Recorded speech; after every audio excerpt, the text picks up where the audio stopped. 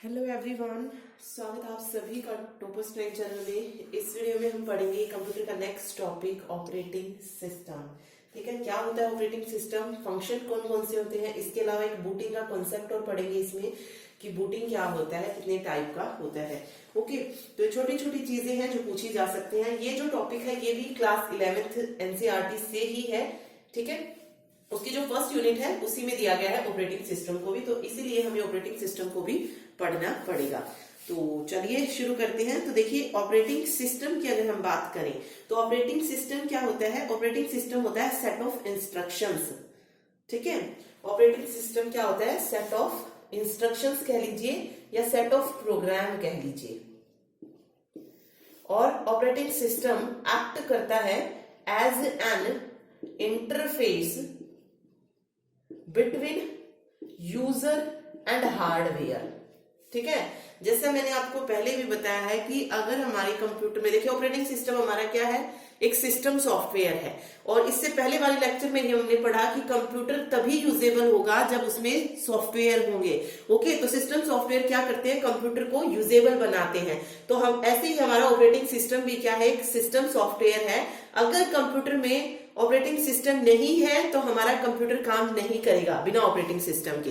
तो इसीलिए operating system कैसे एक्ट करता है, एक्ट करता है as an interface between the user and hardware. Hardware और यूजर के बीच में इंटरफेस का काम करता है कौन, ऑपरेटिंग सिस्टम। डायरेक्ट क्वेश्चन यही पूछा जाएगा आपसे कि वो कौन सी चीज है जो एक्ट करती है as an interface between user and hardware, तो वो ऑपरेटिंग सिस्टम होती है। ओके, और ऑपरेटिंग सिस्टम क्या है, एक ऑपरेटिंग सिस्टम एक सिस्टम सॉफ्टवेयर है।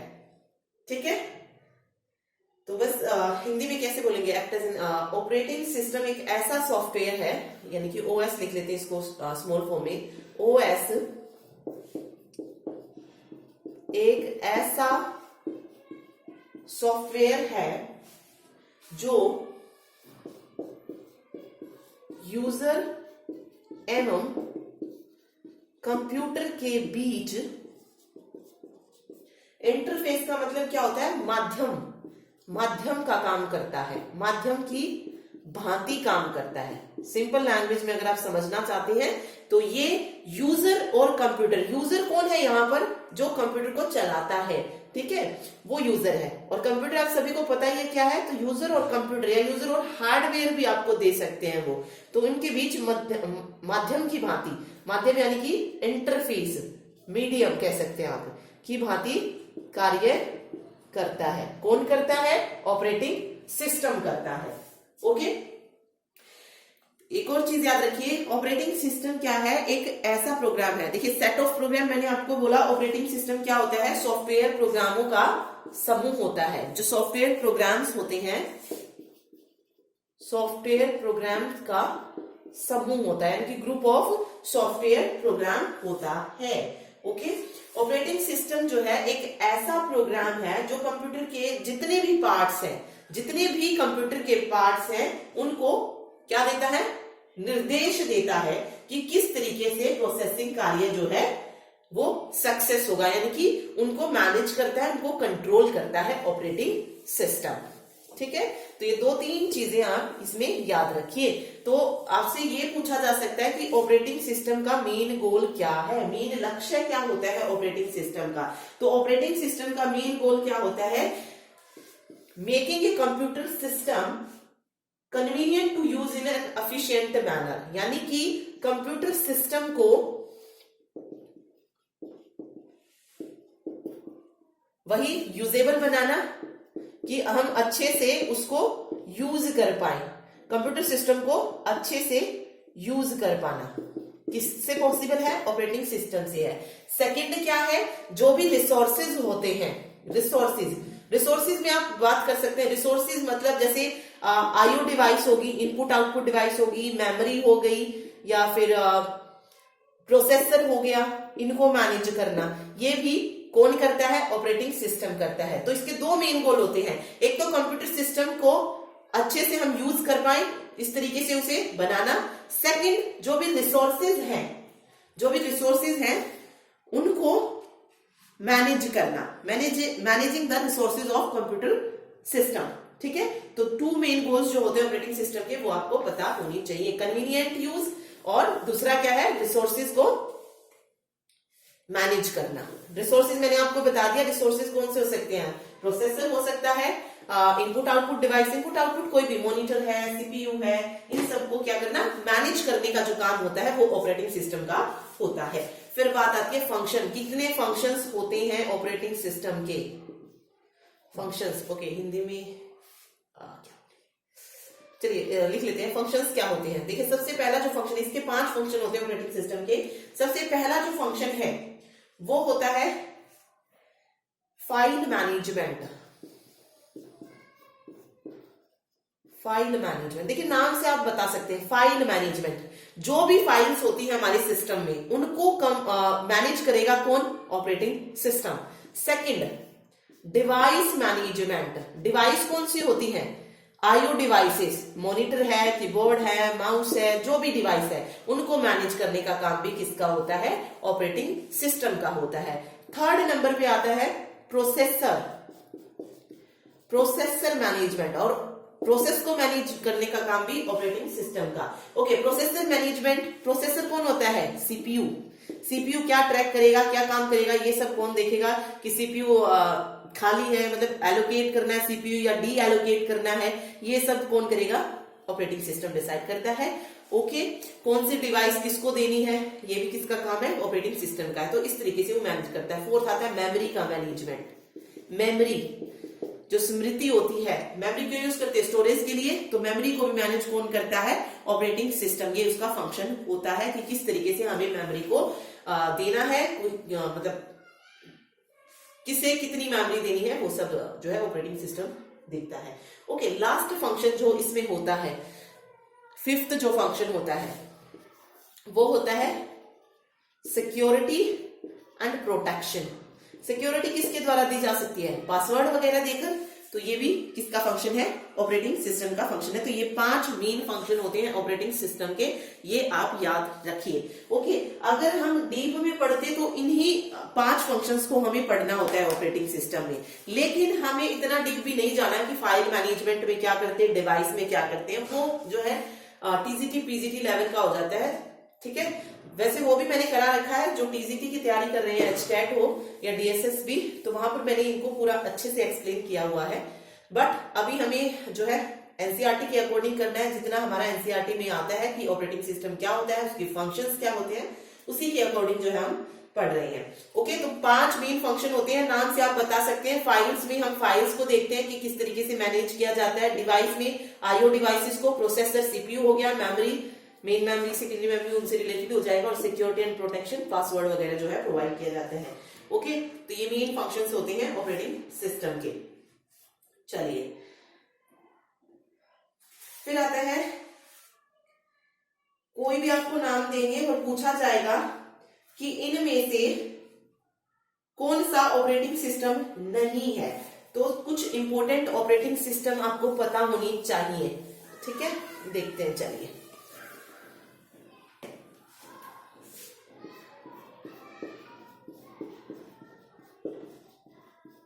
इंपॉर्टेंट ऑपरेटिंग सिस्टम देखिए कौन कौन सा है। सबसे पहले आपसे पूछा जा सकता है कि यूनिक्स क्या है। यूनिक्स, यूनिक्स क्या है, एक ऑपरेटिंग सिस्टम है।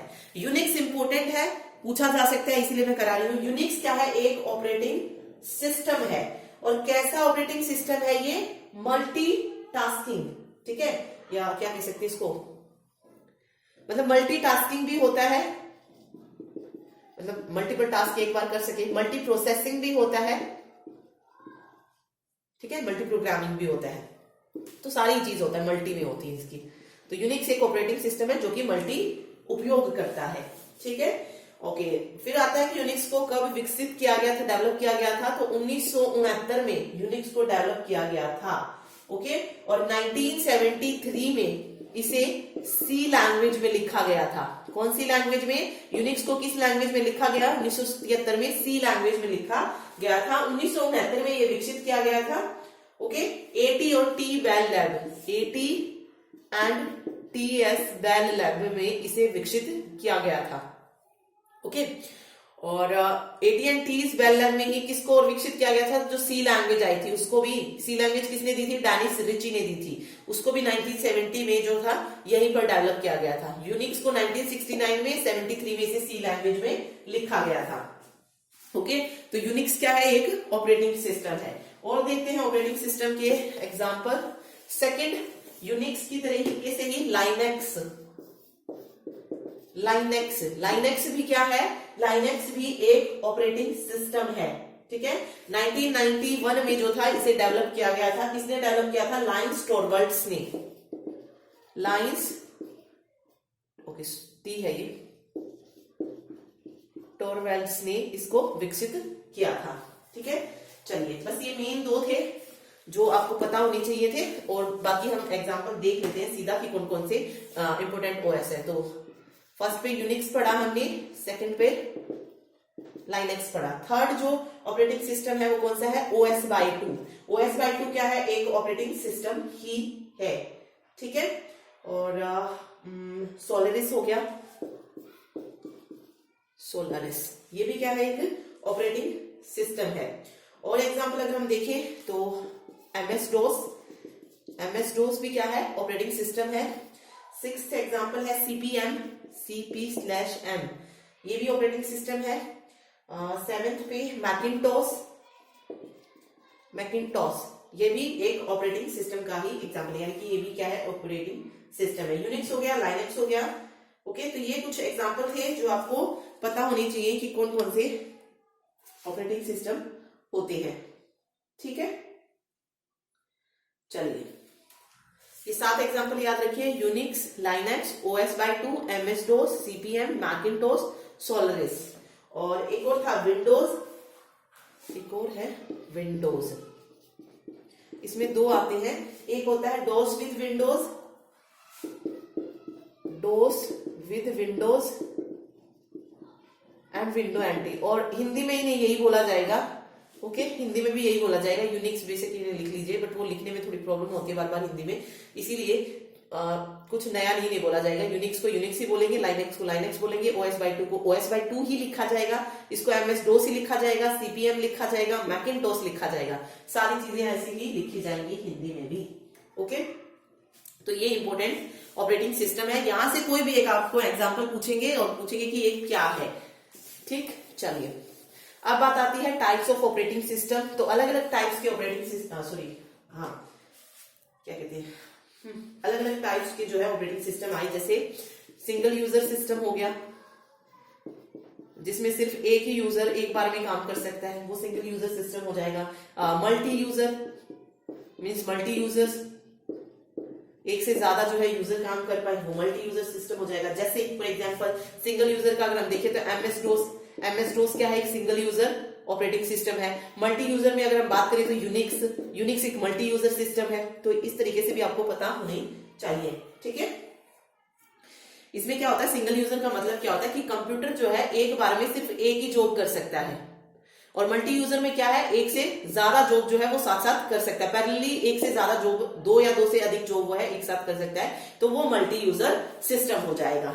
ठीक है, चलिए अब 3 टर्म जो इससे रिलेटेड पूछी जाती है एग्जाम में, वो क्या है? Measuring system performance.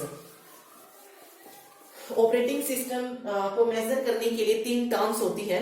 Operating system की जो भी क्या कहते हैं उसे, परफॉर्मेंस, मेजरिंग सिस्टम परफॉर्मेंस, कि सिस्टम की परफॉर्मेंस कैसी है उसको मेजर करने के लिए 3 टर्म इसमें यूज की जाती हैं। First, second and third. कौन कौन सी है? वो तीनों टर्म आपको पता होनी चाहिए। यहां से डायरेक्ट क्वेश्चन देंगे जो, वो होगा डेफिनेशन से। थ्रोपुट, टर्न अराउंड टाइम, और तीसरा जो आता है रिस्पॉन्स टाइम। सिंपल लैंग्वेज में समझते हैं कि ये क्या होती है। सबसे पहले हम बात कर रहे हैं थ्रोपुट की। थ्रोपुट का मतलब क्या है?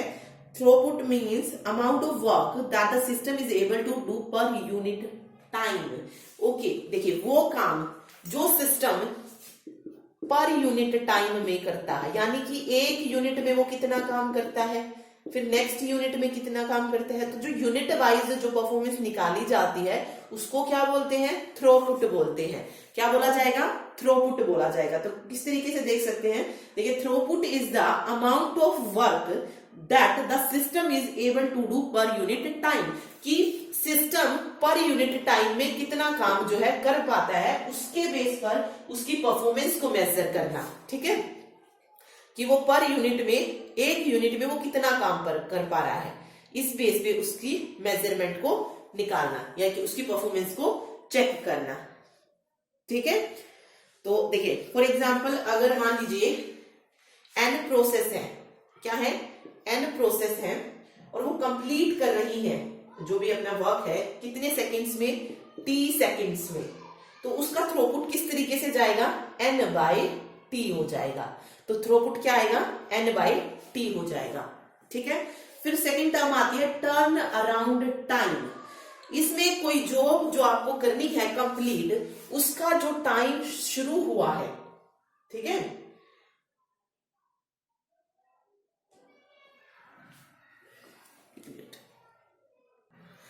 टर्न अराउंड टाइम कब आएगा, कोई भी जॉब जो आपको कंप्लीट करनी है और वो कंप्लीट होने के बाद जब सबमिट होती है उस वक्त जो टाइम मिलता है उससे हम टर्न अराउंड टाइम निकालते हैं। और रिस्पॉन्स टाइम क्या होता है, जब हम जॉब ने एग्जीक्यूट होना स्टार्ट किया, ठीक है, किसी मतलब जो भी हमारा ऑपरेटिंग सिस्टम है, कंप्यूटर है, सिस्टम ने जब काम करना शुरू किया उसके बाद जो फर्स्ट रिस्पॉन्स मिलता है, जो फर्स्ट रिस्पॉन्स मिलता है उसके अकॉर्डिंग मेजर करना परफॉर्मेंस को, वो रिस्पॉन्स टाइम हो जाएगा। देखिए इसमें तो क्या था, थ्रोपुट में एक यूनिट में कितना काम हो रहा है पर यूनिट में हम देख रहे थे, तो वो थ्रोपुट था।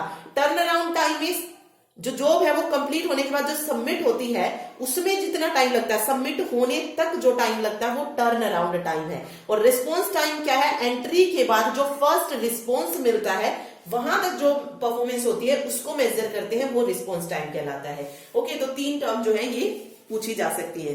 तो याद रखिए, देखिए थ्रोपुट क्या होता है, amount of work that the system is able to do per unit time. फिर बात करते हैं टर्न अराउंड टाइम की। तो टर्न अराउंड टाइम क्या होता है, interval of from the time of submission of a job, ठीक है, submission of a job, submit होने के बाद। और रिस्पॉन्स टाइम क्या होता है, interval from the time of submission of a job to the system for processing to the time of first response, यानी कि सबमिशन के बाद जो फर्स्ट रिस्पॉन्स मिलता है वहां से हम परफॉर्मेंस निकालते हैं इसमें।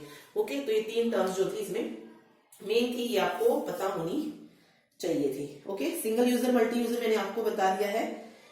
और भी बहुत सारे ऑपरेटिंग सिस्टम होते हैं, जैसे बैच ऑपरेटिंग सिस्टम होता है, इंटरेक्टिव होता है, बट यहाँ पे इतना डीप नहीं पूछा जाएगा आपसे। जो जो मेन चीजें थी, ये तीन चीजें इसमें इंपॉर्टेंट थी ऑपरेटिंग सिस्टम में, ये मैंने आपको बता दिया है। और इनके टाइप की कौन कौन सा ऑपरेटिंग सिस्टम होता है। ठीक है, चलिए ये तो हो गया ऑपरेटिंग सिस्टम। अब एक और आता है बूटिंग।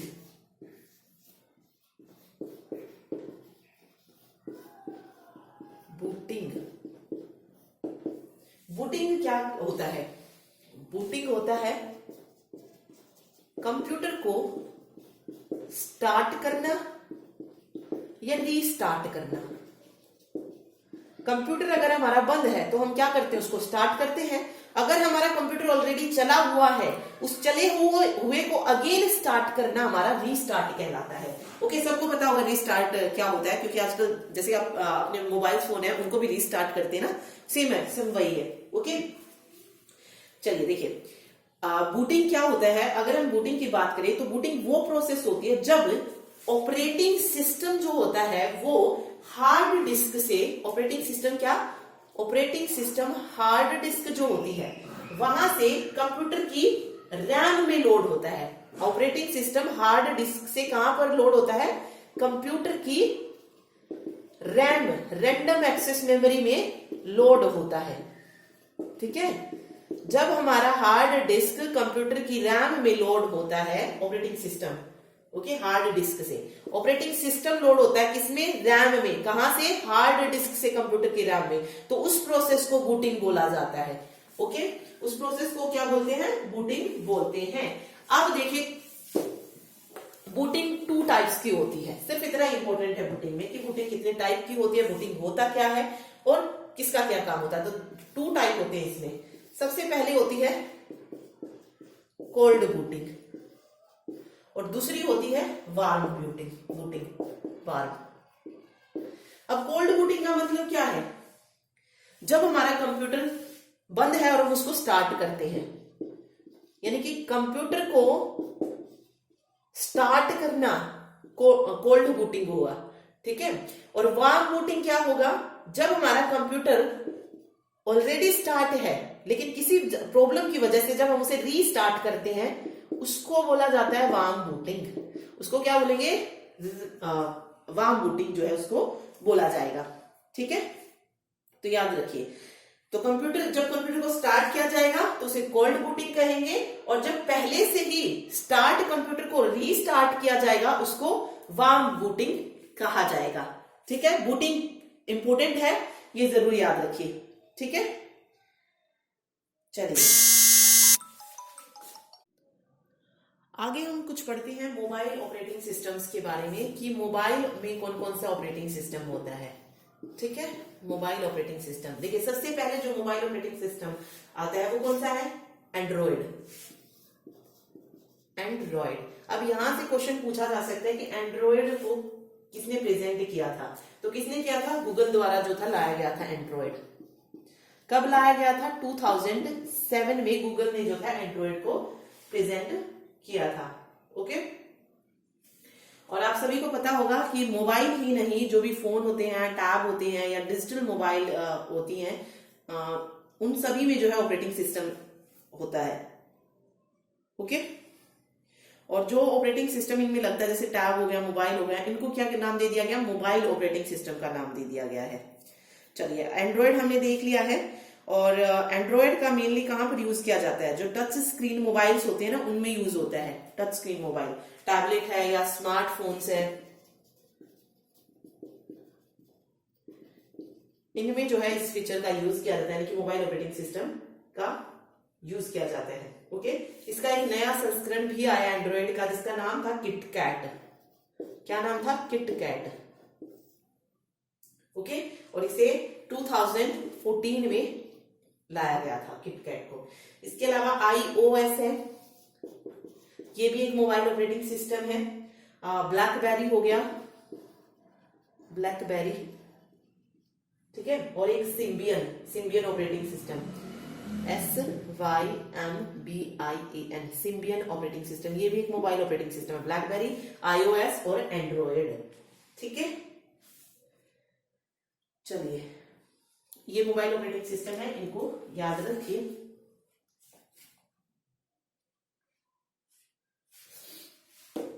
ब्लैकबेरी जो है सबसे सुरक्षित मानी जाने वाला मोबाइल ऑपरेटिंग सिस्टम है। क्वेश्चन आ सकता है कि सबसे सुरक्षित माने जाने वाला जो ऑपरेटिंग सिस्टम है कौन सा है? तो ब्लैकबेरी है, ओके।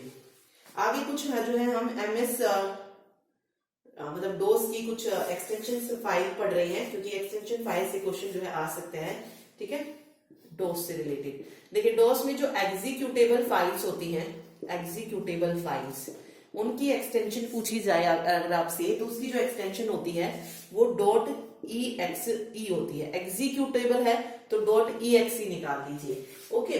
कोई कमांड फाइल्स है, कमांड फाइल की एक्सटेंशन पूछी जाए तो .com होती है, ओके। बैच फाइल्स हैं अगर तो क्या हो जाएगा? BAT, मतलब फर्स्ट वर्ड जो है इन्होंने ले लिया, 3 वर्ड्स। एग्जीक्यूटेबल है तो exe, कमांड फाइल है तो .com, बैच है तो .bat हो जाएगा, ओके। कोई डॉक्यूमेंट फाइल है, डॉक्यूमेंट फाइल की एक्सटेंशन फाइल क्या हो जाएगी? .doc हो जाएगी, ओके। टेक्स्ट फाइल है तो वही .txt हो जाएगी, ओके। प्रोग्राम फाइल है अगर कोई, तो उसकी एक्सटेंशन फाइल क्या होगी? .prg, ये स्मॉल में होता है prg, ओके। नेक्स्ट अगर आपसे पूछा जाए सिस्टम फाइल्स है, सिस्टम फाइल्स की एक्सटेंशन क्या हो जाएगी? .sys, okay. सिंपल है, जो नाम दिया गया है ना उसकी 3 वो निकाल लेना आगे से, 3 words, executable, command, .bat, .doc, और यहाँ पे txt होता है, ये को छोड़ दीजिएगा, और .prg होता है, और सिस्टम का sys होता है, ठीक। चलिए ओके, एक दो टर्म और देखते हैं। जैसे एग्जाम में हरियाणा की एग्जाम में शायद देखने को मिली थी, ओपन सोर्स सॉफ्टवेयर पूछा गया था एक बार। Open source software, open source software का मतलब क्या होता है, वो सॉफ्टवेयर जिसमें हम जो है क्या कर पाए, मॉडिफिकेशन कर पाए। देखिए अब हर एक सॉफ्टवेयर तो ऐसा नहीं हो सकता कि आप उसमें कुछ मॉडिफाई कर पाए, ओके, लेकिन कुछ सॉफ्टवेयर ऐसे होते हैं जिसमें हम क्या कर सकते हैं, उसमें कुछ चेंज कर सकते हैं, मॉडिफाई कर सकते हैं उनको। तो जो जिन सॉफ्टवेयर में हम कुछ चेंज कर पाए, जिन सॉफ्टवेयर को हम मॉडिफाई कर पाए, उनको ओपन सोर्स सॉफ्टवेयर बोला जाता है, ओके। फिर एक क्वेश्चन आता है कि ऑपरेटिंग सिस्टम का वो भाग कौन सा है जो सीपीयू में होने वाले कार्यों को निर्देशित करता है या मैनेज करता है। तो कौन सा है ऑपरेटिंग सिस्टम का वो भाग, ये क्वेश्चन आ सकता है, तो वो कर्नेल है, ठीक है। ये टर्म आप याद रख लीजिए। ऑपरेटिंग सिस्टम का जो कर्नेल होता है वो सीपीयू में जो भी निर्देश होते हैं उनको मैनेज करता है, कौन, कर्नेल। ये कर्नेल, या आप ये कह सकते हैं कि आपसे ये भी पूछा जा सकता है कि core of operating system, operating system का कोर क्या है, सेंट्रल कोर क्या है, तो वो कर्नेल ही है जो सारे काम को मैनेज करता है, ओके। तो ऑपरेटिंग सिस्टम से ये सारी चीजें जो हमने इंपॉर्टेंट थी वो पढ़ ली है, ठीक है। चलिए फिर एक क्वेश्चन आ सकता है कि अगर आप ऑपरेटिंग सिस्टम की सर्विसेज को एक्सेस करना चाहते हैं, ऑपरेटिंग सिस्टम में के पास जो भी सर्विस है अगर आप उसको एक्सेस करना चाहते हैं तो आप किसका यूज करेंगे, किसके थ्रू आप ऑपरेटिंग सिस्टम की सर्विस को एक्सेस कर सकते हैं, तो वो होता है सिस्टम कॉल, सिस्टम कॉल, ठीक है। वैसे तो ये हाई लेवल की चीजें हैं कर्नेल और सिस्टम कॉल, बट मे भी पुलिस में ये पूछी जा सकती है, क्योंकि आपको भी पता है जब बीए तक का लिटरेचर पूछ लिया गया हिंदी का, वो भी सिर्फ ग्राम सचिव के पेपर में, तो एसआई में तो कुछ भी पूछ सकते हैं वो, ओके। तो ये 2-3 चीजें जो इंपॉर्टेंट है जो पूछी जाती हैं एग्जाम में वो मैंने बता दिया, कर्नेल हुआ, सिस्टम कॉल हुआ, ओपन सोर्स सॉफ्टवेयर हुआ, ये चीजें आप याद रखिए। सेंट्रल कोर अगर आपसे पूछी जाती है तो वो कर्नेल होती है। अगर आप ऑपरेटिंग सिस्टम की किसी सर्विस को एक्सेस करना चाहते हैं तो वो थ्रू सिस्टम कॉल कर सकते हैं, मतलब सिस्टम कॉल के थ्रू जो है आप उस सर्विस को एक्सेस कर सकते हैं, ठीक है। चलिए तो ये था आज का टॉपिक ऑपरेटिंग सिस्टम। इसके बाद हम पढ़ेंगे नंबर सिस्टम, क्योंकि अभी ग्राम सचिव में भी शायद एक क्वेश्चन पूछा गया था नंबर सिस्टम से। तो नंबर सिस्टम हमने पहले भी पढ़ा है, बट वो हम अच्छे से नहीं पढ़ पाए थे उसमें।